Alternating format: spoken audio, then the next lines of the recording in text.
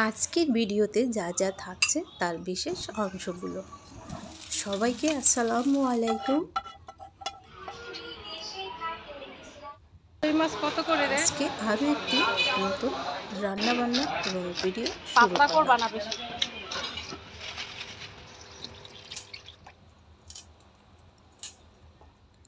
সবাইকে শুভ সকাল। আর সেই সঙ্গে দেশ এবং দেশের বাইরে সকল আপু ভাইয়ারা, আন্টি আঙ্কেলটা, ছোট ছোট সোনামণিরা, আশা করি যে যেখানে আছেন নিরাপদে আছেন। তো সকালবেলা বাচ্চারা তো স্কুল নেই বাচ্চাদের, আর আমি ঝটপট ভাত আছে, সবজি যেটা আছে খাবে না, তো 1 চামচ ঘি আর একটা ডিম ভেঙে ভাতটা গরম করে দিব। আপনারা চাইলে কিন্তু ঝটপট এটা করতে পারেন। বাচ্চারা অনেক সময় সবজি খায় না, তাই না? তো এটা কিন্তু দারুণ মজার, ঘি দিয়ে গরম গরম এভাবে করে ঝটপট বড়রাও খেতে পারেন। যখন ভাত আছে কিছু নেই, সেই সময়টা কিন্তু এরকম কাজে লাগাতে পারেন। তো এখন আমি ভাতটা দিয়ে আমি যাব স্যুপ তৈরি করব। আশা করি ভালো লাগবে, শুরু থেকে শেষ পর্যন্ত দেখতে থাকুন।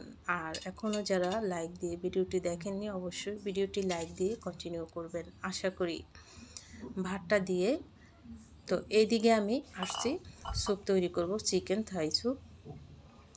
তো সেই জন্য আমি এখানে বাটি নিয়েছি আর একটা ডিম প্রথমে নিয়ে সুন্দরভাবে ফেটে নেব। ডিমটা এত ফেটে নিব যাতে স্যুপে দিলে আর রানামানাম দেখা যায় না, এইভাবে করে ফেটে নিলাম। এরপরে আমি বড় আর একটা বাটি নিয়ে নিলাম। এখানে 1/4 কাপের মতো চিকেন, আমি বুকে যে চিকেনটা আছে এটা নিয়ে স্লাইস করে নিয়েছি লম্বা লম্বা করে। আর এখানে রেডিমিক্স যে স্যুপের প্যাকেট আছে 1 প্যাকেট দিয়ে দিলাম। আর আপনারা বাড়িয়ে নিলে প্যাকেটটা বাড়িয়ে দিবেন, বিশেষ করে গোলমরিচের গুঁড়া দিয়ে দিলাম আর 1 টেবিল চামচ সয়া সস দিয়ে দিলাম। স্যুপের পর আমি 4 জনের স্যুপ তৈরি করছি, এখানে কিছুটা পুদিনা পাতা নিতে আসলাম। তো আপনারা যদি বাড়িয়ে করেন তো স্যুপের প্যাকেট বাড়িয়ে দিবেন, তাহলে তো কোনো কথাই নেই, তাহলেই হবে। চিকেনটা যাই দেন না কেন, একটা লেমন গাছ নিতে আসছি, লেমন গাছ বা থাই গাছ যেটাই বলেন, এটা ধুয়ে ভালো করে একটু শেষে দিয়ে দিব। এটার যে একটা ফ্লেভার আসে দারুণ, আল্লাহ তাআলার নিয়ামত। তো দিয়ে দিলাম কিছুটা পুদিনা পাতাও দিয়ে দিলাম, হেলদি স্যুপ। আর সেই ফেটে রাখা ডিমটা দিয়ে দিলাম। ছোট বড় সবাই খেতে পারবেন, অসুস্থ হলে এই স্যুপটা খেতে পারবেন, খুবই হেলদি শরীরের জন্য। ভালো করে সব উপকরণ আমি সুন্দরভাবে মিশিয়ে নিলাম। এখন 4 জনের জন্য আমি যে পানিটা দিব, এখানে 1/2 লিটার পানি, 2 মগ পানি দিব, 1/2 লিটার পানি দিয়ে দিব। বেশি পানি দিয়ে বাড়ানো যাবে না, যেহেতু একটা রেডিমিক্স স্যুপের প্যাকেট ছিল, আর একটা যদি প্যাকেট হয় তাহলে আপনারা পানিটাও কিন্তু ডাবল দিতে পারেন। তো আমি এই যে মেপে 1/2 লিটার দিয়ে দিলাম। এখন আমি প্রথমে চুলার আঁচটা একটু বাড়িয়ে দিব, যখন ফুটে উঠবে তখন আমি কমিয়ে দিব। লবণ দিয়ে দিলাম হালকা, যেহেতু লবণ কম হবে চেক করে দিবেন লাস্টে নামানোর আগে। আবার ধীরে ধীরে কিন্তু হয়ে আসছে ঘন, আর অতিরিক্ত ঘনও না, স্যুপটা যেরকম থাকে। চুলাটা কিন্তু লো আঁচে দিয়ে রাখছি। চিকেনটা সুন্দরভাবে একটু সিদ্ধ হবে আর কালারটা অসাধারণ হয়েছে। নামিয়ে ফেলবো। বলকানের পরও 5-7 মিনিট আমি জাল দিয়েছি। এখন নিজেও একটু 2 জনের জন্য বাড়ছি। বাচ্চা, ছোট বাচ্চাটা চুপে চুপে স্কুলে, এখন তো বন্ধ, কিন্তু পরীক্ষা চলে বিদায় নর্মাল ড্রেস পরে চলে গেল, শুধু পরীক্ষা দিয়ে চলে আসবে। আর এদিকে আমি আর আমার বড় বাচ্চাটা খাবে, খেয়ে তারপরে বাজারে যাব মাছ কিনতে। মাছ কারি, যে বাজারে মাছ মাংস লাগে সেটাই নিয়ে আসব বাজার থেকে। তো গরমা গরম একটু স্যুপ খেয়ে নেই। স্যুপটা আমার খুবই পছন্দ, হোক চিংড়ি বা চিকেনের, খুবই ভালো লাগে। তো স্যুপটা খেয়ে এদিকে মাঝে মাঝেই এই মরিচের গুঁড়াটা দলা পেকে গ্যাস হয়ে যায়, এরকম অবস্থা, যদিও শেষ হয়ে আসছে। কই মাছ কত করে রে? রোদে দিয়ে দিলাম, বাজারে চলে আসলাম। কত করে কই মাছ? 240 টাকা। 240। বন্ধ করে না, ওই মাছ নিচ্ছে, বন্ধ কইছে মাছ। ওই হাত থেকে নিয়েছিলাম। বন্ধুর ঠেলায় কই মাছ খাইতে পারি না। মাছ নিয়ে চলুন বাসায় ফিরবো। জানা ওইটা কি মাছ এই বড়? হ্যাঁ আচ্ছা, 300 সমান সমান রাখেন। হ্যাঁ কেন? আর ওই এই সাইজের ইলিশ মাছ কত? 800। চিংড়ি মাছ? চিংড়ি মাছ কত? 700। দেশি না তৈরি?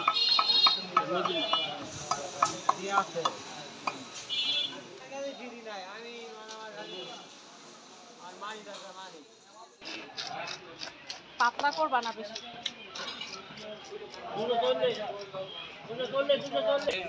তো মাছ কেনাকাটা করে এখানে 6টা রকম আইটেম মাছ নিয়ে আসছি। আর মাংস আনতে গেছি মুরগির, সেটা লাল মুরগি ছিল না। আর চাইছিলাম বাচ্চা ব্রয়লার মুরগি শখ করে বাচ্চারা বেশিরভাগই। তো ব্রয়লার মুরগি 1.5 কেজির এরকম ছিল, ছোট মুরগি দেখে আনি নাই। আর লাল মুরগি ছিল না। তো পরে আমি কিন্তু দেখতে থাকুন শেষমেশ, পরের দিন রাত্রে গিয়ে নিয়ে আসছিলাম। আর এখানে মাছগুলো আমি গুছিয়ে রাখবো, এই যে পলিথিনে করে করে, মানে একদিনে যা লাগবে সেইভাবে গুছিয়ে। আর এইদিকে দেখলাম যে এই ডিপের এই তাকটা খালি হয়ে গেছে। তো এটা সাথে সাথে আমি দেখেন ক্লিন করে একদম পলিথিন দিয়ে দিলাম। তো এত বড় ফ্রিজ একদিন মুছতে গেলে, পরিষ্কার করতে গেলে খুব কষ্ট হয়। তো এই আইডিয়াটা কাজে লাগাবেন, যখনই খালি হবে সেই জায়গাটাই পরিষ্কার করে নেবেন। তো আমি 2টা জায়গায় কিন্তু একদম পরিষ্কার করে নিলাম।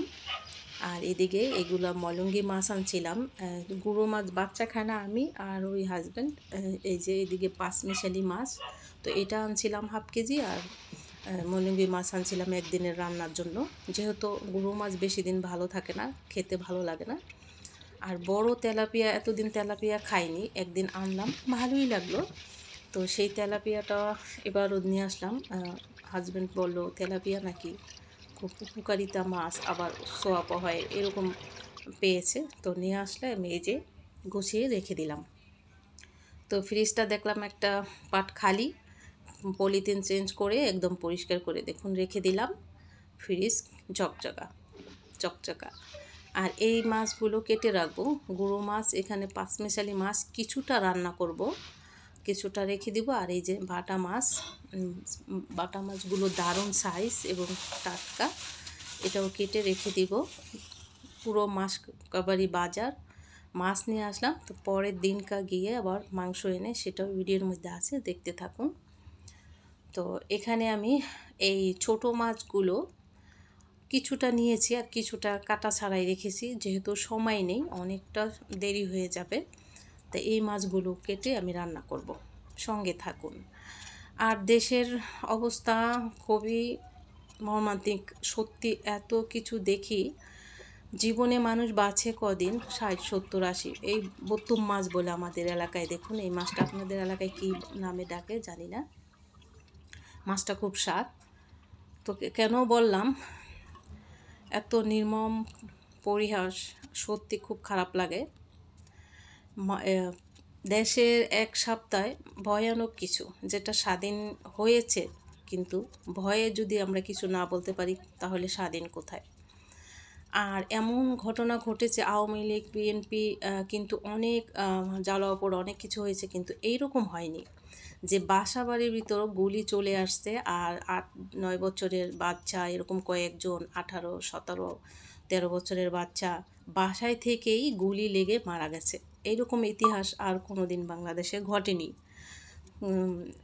একদম ডিরেক্টলি গুলি, আর সেই গুলি একদম গিল বেয়ে তারপর মাথায় ঢুকে, বাচ্চা মায়ের সাথে বাবার সাথে বারান্দায় গেছে এই গ্যামজাম দেখার জন্য। সেই বারান্দায় এসে গুলি ছুটে কান দিয়ে ঢুকে পিচ দিয়ে বের হয়ে যায়। এরকম কয়েকজন বাচ্চা মারা গেছে।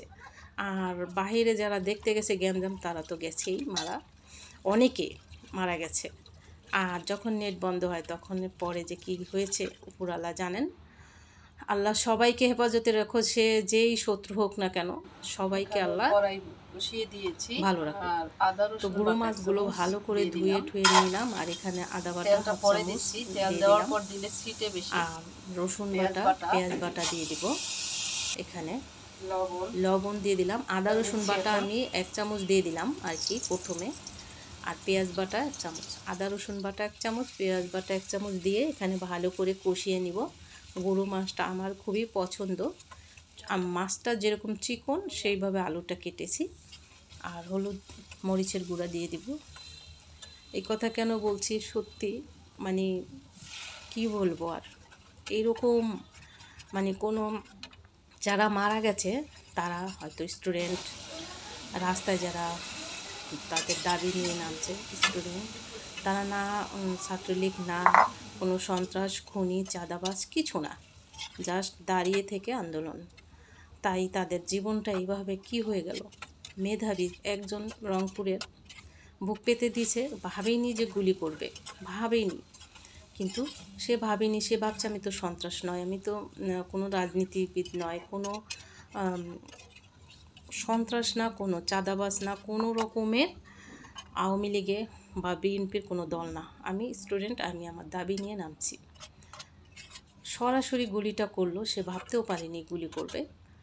তো দেখুন, সে কিন্তু একজন পুলিশ অফিসার, সে জানে তার কী নিয়মে গুলি করতে হয়, সে ভালো জানে, তার জীবন আত্মরক্ষার জন্য গুলি করতে হয়, আরও নিয়ম আছে, কিন্তু এভাবে শুধু শুধু গুলি করা, তো সে যেই দলেরই হোক না কেন, মাছটা হয়ে গেছে আর এদিকে কিছুটা গরুর মাংস ছিল, জাস্ট হয়ে যাবে।